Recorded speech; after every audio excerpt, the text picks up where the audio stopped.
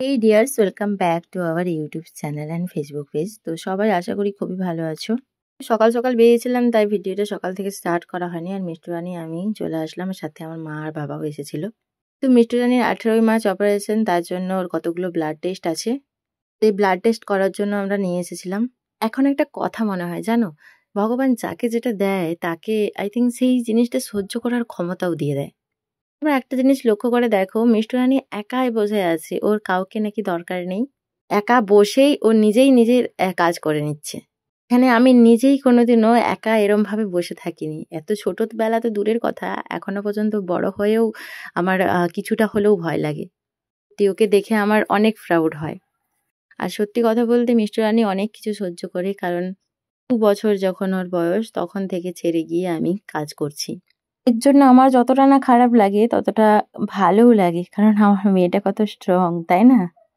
আর সত্যি কথা বলতে এই কথাটা 100% সত্যি, যে তোমার বিপদের সময় না তোমার পাশে কেউ থাকবে না।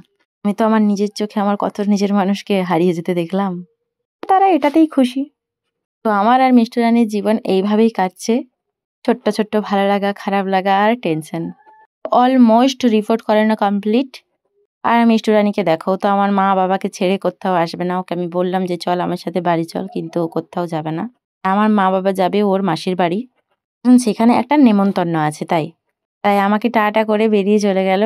আর আমিও ওকে সেই মতো টাটা করে দিলাম। ব্লাড টেস্ট করে এসে তাড়াতাড়ি বাড়ি চলে আসলাম। বাড়ি এসে এখনো রান্নাবান্নার কাজ আছে। তো যেহেতু বাড়িতে কেউ নেই, কাকিমারা ছিল, কাকিমারাও গেছে, তো সেহেতু ভাই আর আমি দুজন আছি, তো সেই জন্য আমি রান্না বসিয়ে দিয়েছি। আমি আর ভাই দুজন মিলে খাবো।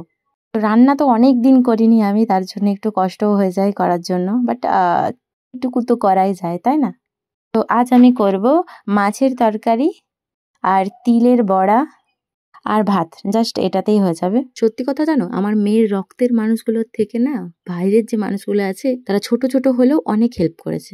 তো যাই হোক, এখানে ভিডিওটা আমি এখানেই শেষ করছি। সবাই ভালো থেকো, সুস্থ থাকো। আর মিষ্টি রানীর সামনে অপারেশন, তো ওকে একটু আশীর্বাদ করো যাতে ও খুব তাড়াতাড়ি সুস্থ হয়ে যায় এবং সব কিছু যেন ঠিকঠাক ভাবে, নিজে যেন স্ট্রং হয়ে সব কিছু করতে পারি, এই আশীর্বাদই তোমাদের কাছে কামনা করি। চলো টাটা, বাই বাই, দেখা হচ্ছে নেক্সট ভিডিও।